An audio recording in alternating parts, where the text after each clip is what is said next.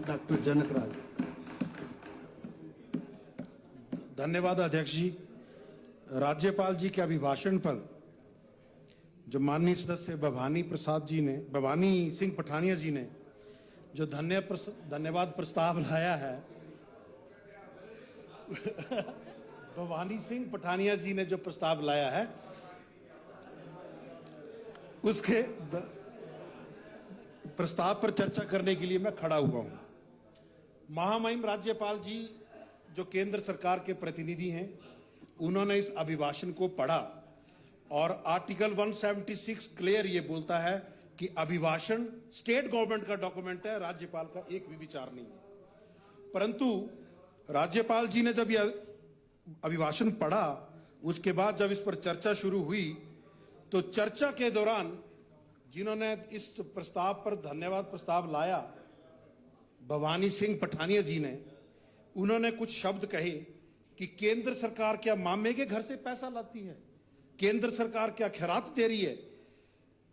अध्यक्ष महोदय ये शब्द अध्यक्ष जी मुझे मेरी बात कहने का मौका दिया जाए। मैं हिमाचल के 6% ट्राइबल लोगों को रिप्रेजेंट कर रहा हूं और 2% पॉपुलेशन गद्दी कम्युनिटी को रिप्रेजेंट कर रहा हूं। ये लोग बीच में ना टोके।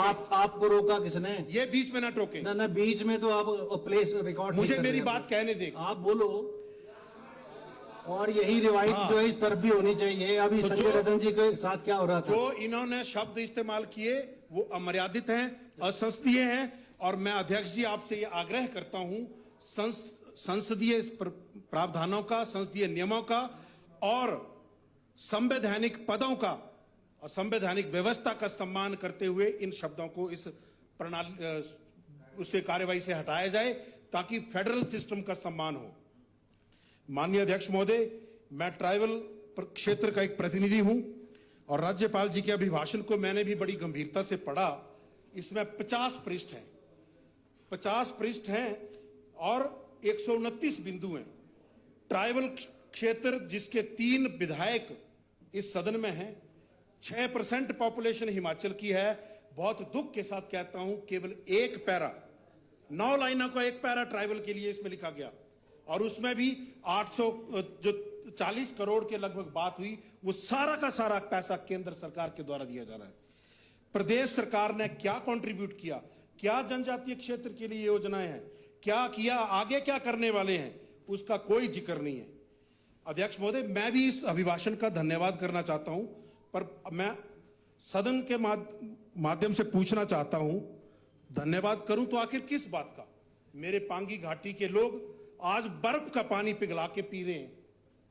15 दिनों से वहां लाइट नहीं है, बच्चों के पेपर हैं, लोगों के व्यवसाय रुके हैं।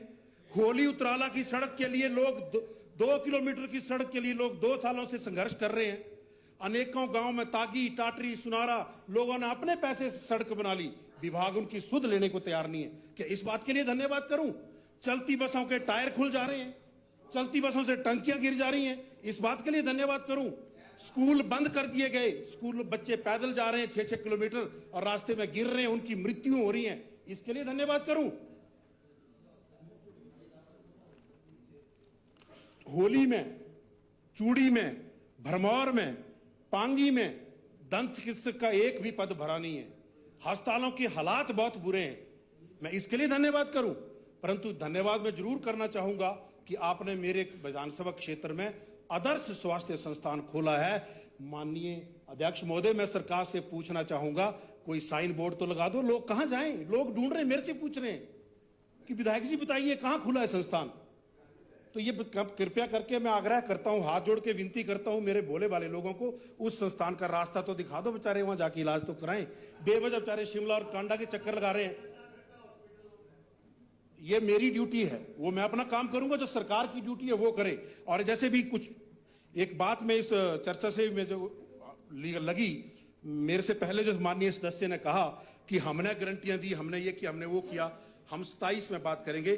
मैं बताना चाहता हूं, जिन मतदाताओं ने ये सरकार बनाई, उनके बनाने वाले में और जिन मतदाताओं ने हमें यहां पहुंचाया, केवल 36,000 का अंतर है। हम भी आपके ही लोग बराबर लोगों का प्रतिनिधित्व कर रहे हैं, क्योंकि जो समस्याएं हो रही हैं वो सबको हो रही है। सर, बात नंबर की नहीं हो रही है, बात लोगों की संख्या की हो रही है। कितने लोगों ने हमें साथ दिया। आज हिमकेयर कार्ड से लोगों को इलाज नहीं मिल रहा है, मैं इसके लिए धन्यवाद करूं। पांगी के हिस्सल, कुलाल, थांदल, भरमौर के थल्ला, सुल्लो, भद्रा, कंडी, मिंद्रा, ग्वाड़ गांव के लोग सड़क की मांग कर रहे हैं। त्यारी गांव के लोग पुल की मांग कर रहे हैं। अंदरला गांव के लोग पुल की मांग कर रहे हैं। उनकी मांग को पूरा नहीं किया जा रहा, मैं इसके लिए धन्यवाद करूं।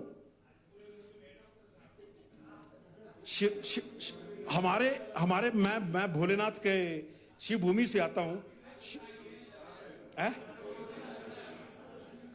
और एक और बात अध्यक्ष जी, यूं तो प्रदेश को टूरिज्म कैपिटल बनाने की बात हो रही है।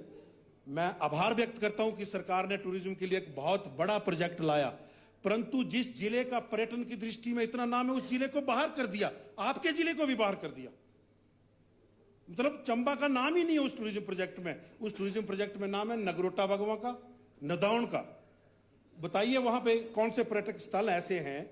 और स्वास्थ्य संस्थानों की अगर मैं बात करूं, थोड़ा सा तो मैं अध्यक्ष जी, देखिए बीच में ना प्लीज बोलिए। ये अध्यक्ष जी आपके विधानसभा क्षेत्र की आज सुबह की अखबार की खबर है। एक चिकित्सक के सहारे चुवाड़ी अस्पताल 6 महीने से एक्सरे मशीन खराब। आदर्श स्वास्थ्य संस्थान का पता बता दीजिए ताकि लोग वहां जाएं। आपने अपने अभिभाषण में कहा कि 60,324 हींग के पौधे, 10,853 किलोग्राम उसके सैफरन की कंदे बांटी।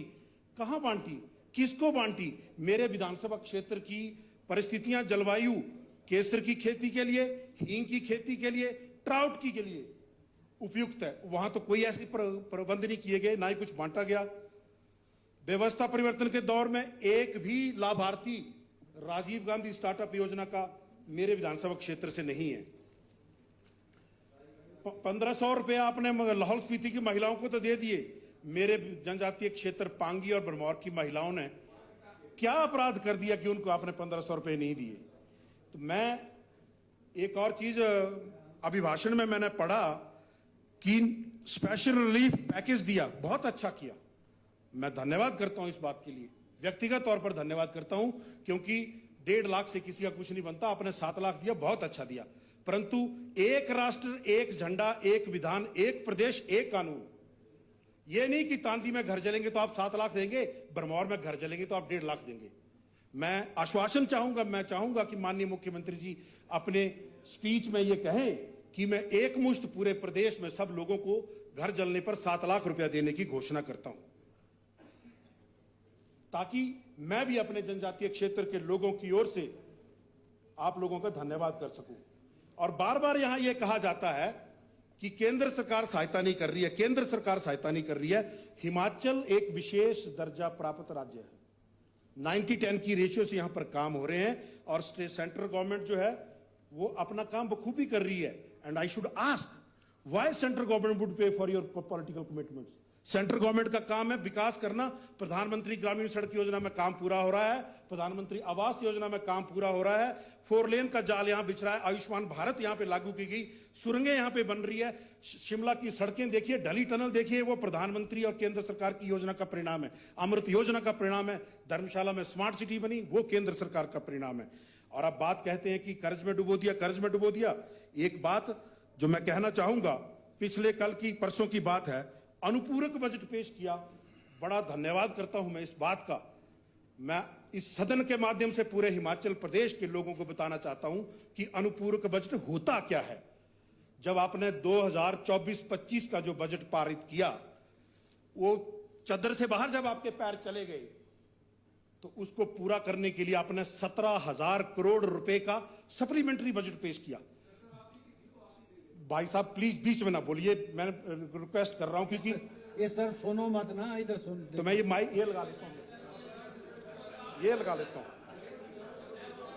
मैं बताना चाहूंगा ये कंप्लीट फेलियर है फाइनेंस डिपार्टमेंट का और प्लानिंग डिपार्टमेंट का, क्योंकि उत्तर प्रदेश जैसे बड़े राज्य में सप्लीमेंट्री बजट पेश किया जाता है 1.66% ऑफ टोटल बजट।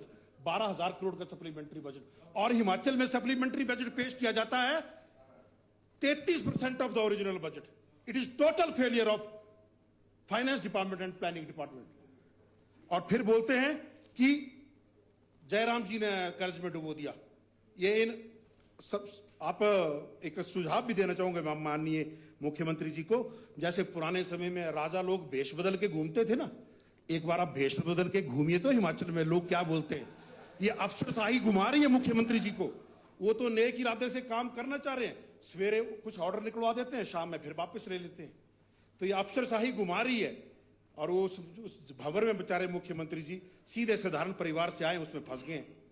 तो मैं तो आग्रह करना चाहूंगा कि एक बार भेष बदल के निकल के देखिए जनाब, लोग व्यवस्था परिवर्तन के नारे का क्या क्या बात करते हैं। बिल्कुल मैं कहना चाहूंगा अध्यक्ष जी, 10 मिनट पूरे हो चुके। बिल्कुल बाकियों को 15-15 दिए, मुझे 2 मिनट और, ज्यादा नहीं। चलिए 2। आप और परे जा रहे हैं ना, तब नहीं और परे नहीं जा रहा, जो रिमाइंड भावनाओं में बह रहा हूँ, भावनाओं में बह रहा हूँ। भावना में मत बहो, सिर्फ राजनीति करो।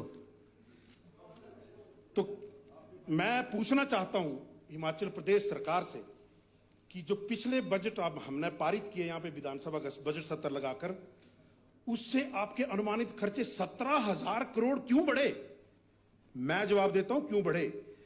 आपने हमारी विधायक निधि भी बंद की, पेंशन बंद की, दिव्यांगों की पेंशन बंद की, बुजुर्गों की पेंशन बंद की। नहीं, मेरी पेंशन तो मिलती नहीं है मुझे, मैं ये क्लैरिफाई कर दूं, 20 साल की सर्विस के बाद पेंशन मिलती है मेरी। चलिए फिर आप उधर चल पड़े। मैं बताता हूं कि ये क्यों सप्लीमेंट्री बजट की जरूरत पड़ी। क्योंकि आपकी अव्यवहारिक चुनावी घोषणाओं को पूरा करने के लिए आपको पैसा नहीं मिल रहा, अरे पर से आप पैसा घुमा रहे हैं। Thank you. अब एक लास्ट 2 बातें बस। महामहिम राज्यपाल जी ने जो संविधान की अनुच्छेद 176 के तहत जो अभिभाषण पढ़ा, वो केवल प्रदेश सरकार की डॉक्यूमेंट था, कैबिनेट के द्वारा अप्रूव्ड था, राज्यपाल जी के व्यक्तिगत विचार नहीं थे। इसलिए मैं इसका समर्थन करने के लिए असमर्थ हूं। अंतिम बात कहकर मैं अपनी वाणी को विराम दूंगा कि अंत में केवल इतना कहना चाहूंगा इस सरकार को, इतना तो सच बोल कि तेरी मुस्कान का तबस्सुम बना रहे। इतना तो सच बोल कि तेरी मुस्कान का तबस्सुम बना रहे। रोशनी को यूं ही खत्म ना कर कि आगे अंधेरा ही रहे। धन्यवाद अध्यक्ष।